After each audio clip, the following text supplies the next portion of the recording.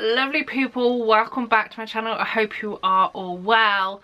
I'm in full Christmas mode now. You might have noticed in my last video and this one I've got the Christmas jumpers out. I'm fully ready to talk about things, and quite perfectly today we are talking about the Wolverhampton Grand's Panto for 2024, Beauty and the Beast. So if you want to know my thoughts and feelings on this show, then stick around and we'll get into it in 2 whole seconds.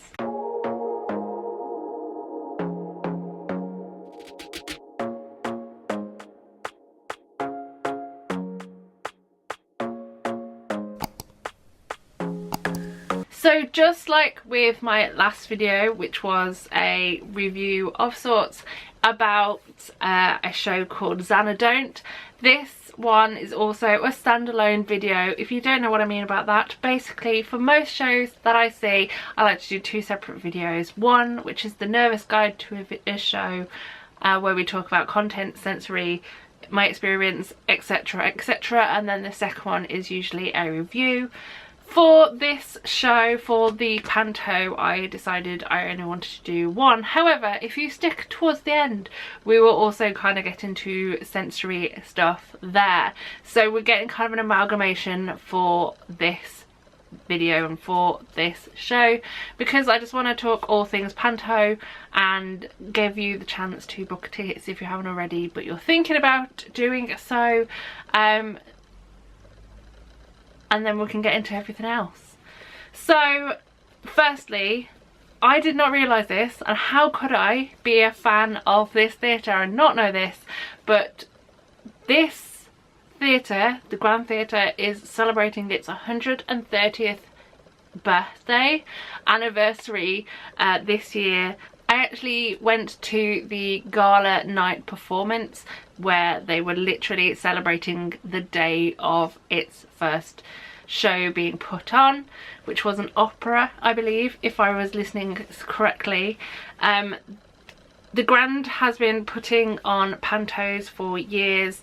This is actually the first time that they have put on Beauty and the Beast as a panto, and for the 2nd year in a row this has been produced in-house by Wolverhampton Grand completely, from set to costume to everything creatively. And it is also the 2nd time that it has been written and starred in by Ian Adams and Tam Ryan.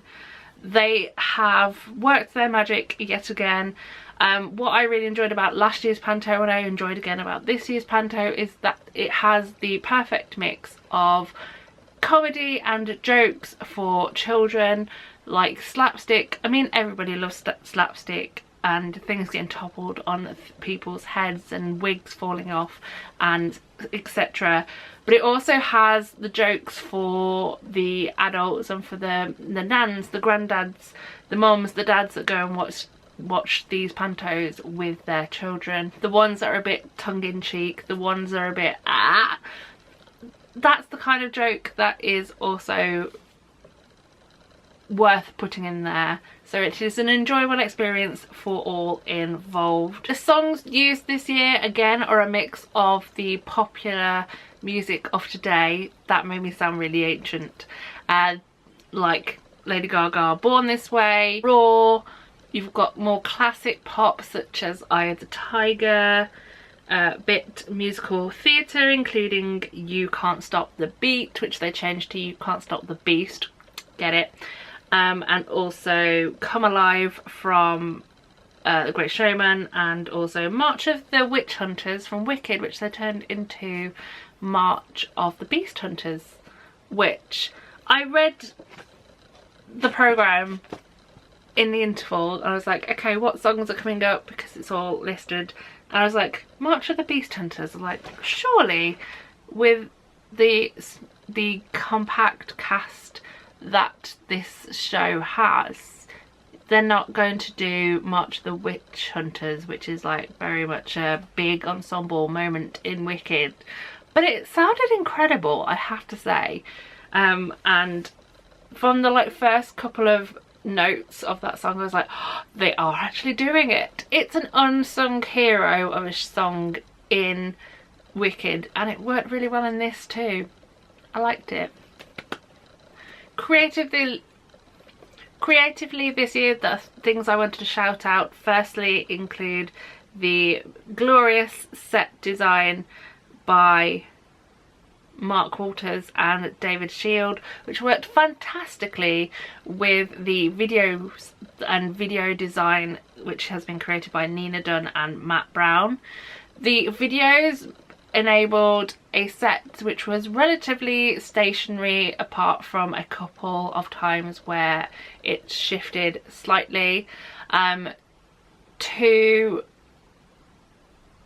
be able to move into different places and have these fantastic looking backdrops, and they just looked really intricate wow, that didn't come out right, really intricate and beautiful to look at, even when there was a spider on one of them.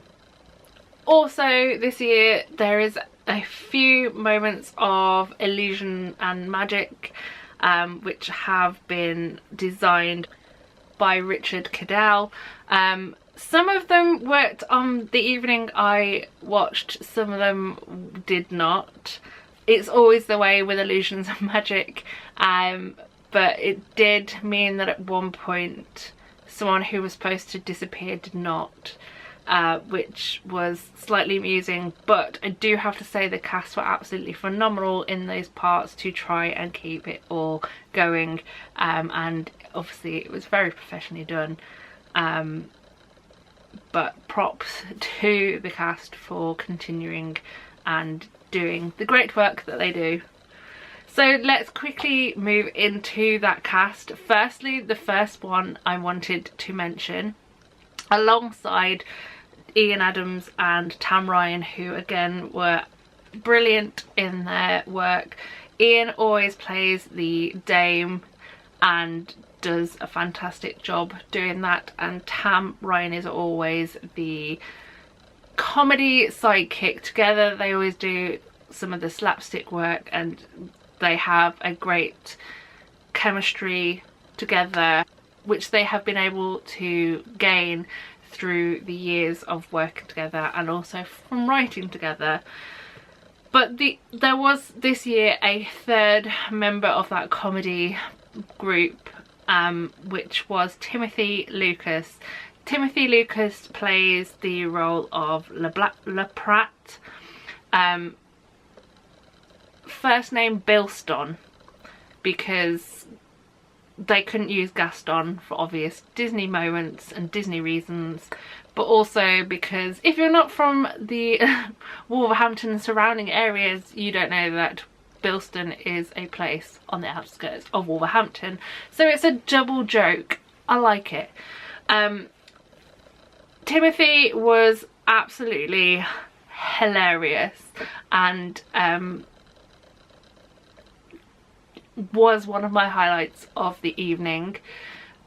The role that he is like Gaston. He is that I am this big, strong, powerful human being, but he's also a little bit of an idiot in the best way possible.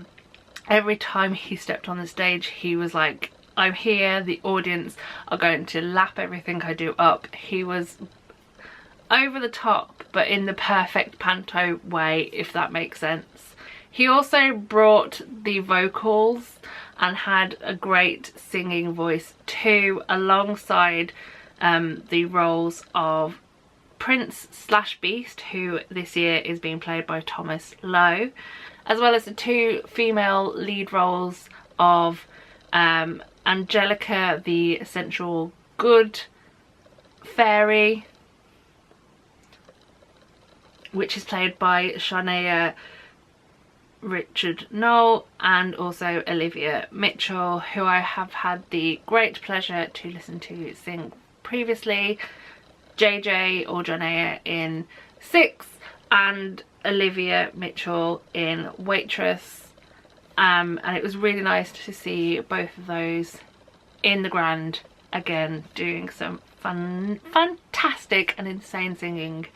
and I was really grateful to be able to see them again.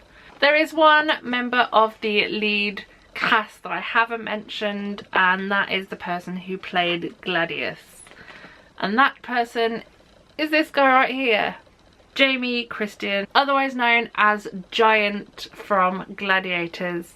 Now, I didn't know what to expect from Giant in this role. He is portrayed as the bad person. He is the baddie of the Panto. Every single Panto needs the person to boo at. Gladius is supposed to be that person. However, everyone loves gladiators, and why should they not? Whether you're a person of the 90s who saw it the first time round, or this new iteration. So the moment he stepped on stage, everyone cheered, and for the first time he accepted the cheers, took it on. Then it became a little bit of a running joke, and he was like, you do know you're supposed to boo me. And I just really enjoyed watching Giant take on this role of this bad person. I haven't watched this iteration of Gladiators, so I don't know if he's portrayed normally as a good gladiator or a bad gladiator. I don't even know if that is still as much of a thing as it used to be in the 90s when you had the likes of Wolf, who was a not nice person. Giant / Jamie did an absolutely excellent job in the role he was taking on. He bounced with the punches. He managed to work excellently when a few things went not the right way, and I just really enjoyed watching him do his thing. I was pleasantly surprised. This show also has a phenomenal 8-strong ensemble, yet again filled with beautiful young faces, all of which are in this wonderful program. Every single one of them was brilliant. I do feel like the ensemble wasn't as strongly used this year than it has been previously. I feel like it's down to the fact that they did Beauty and the Beast, which is obviously more about Beauty and the Beast and Gaston / Bilston, and there is less chance for an ensemble, but at the same time what they had in the show was really fun to watch, and the dancing, as always, is 10 out of 10.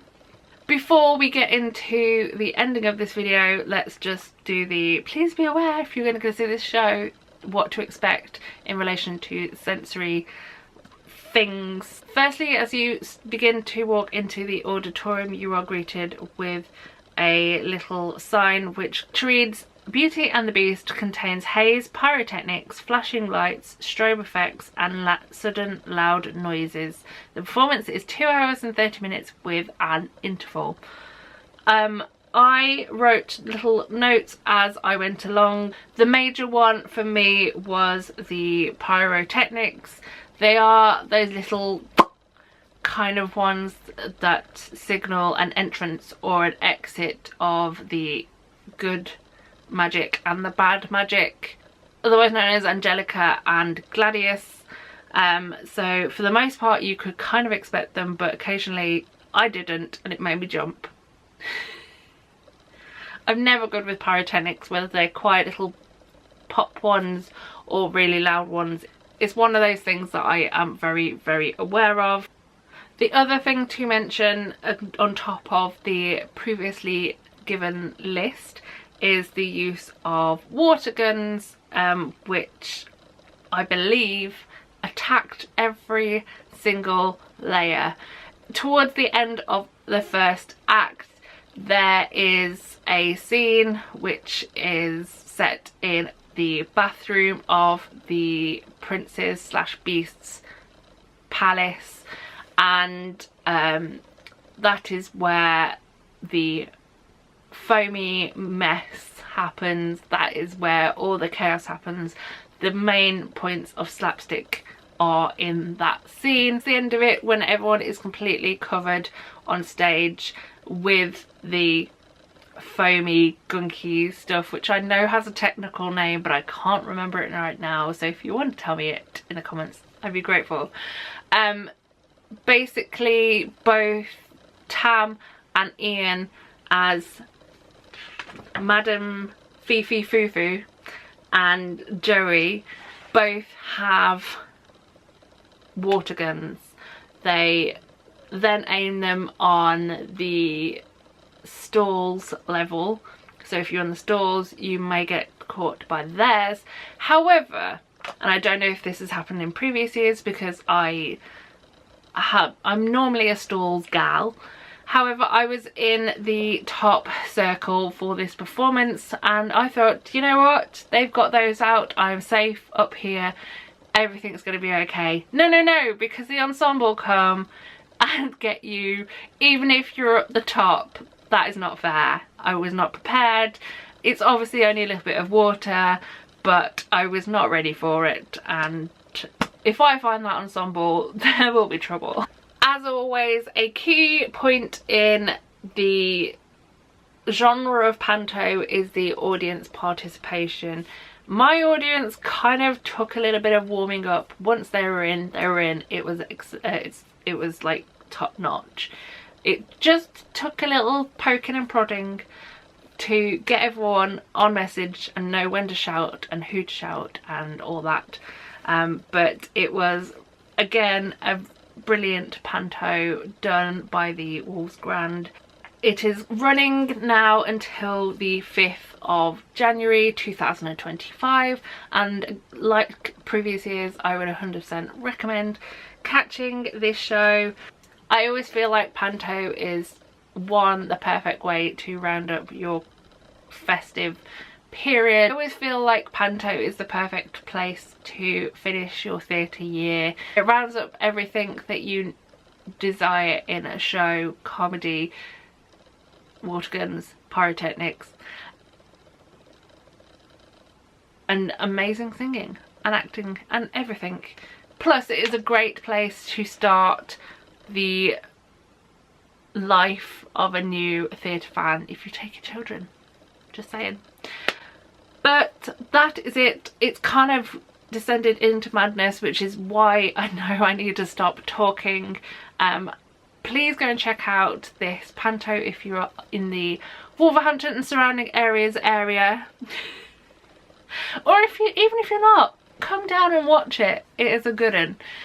But that is it for now. I'm going to leave you be, so thank you very much for watching. I hope you enjoyed. What is your local Panto? Are you going to go and watch it? Who's in it? Let me know all that stuff down below. But that is it. I'm going to shut up and say thank you very much for watching. I hope you enjoyed. I love you all lots, and I hope to see you back for more theatre-based fun and frolics next time. So all that's left to say is the usual, and that is so long, farewell, auf Wiedersehen, and goodbye. See ya.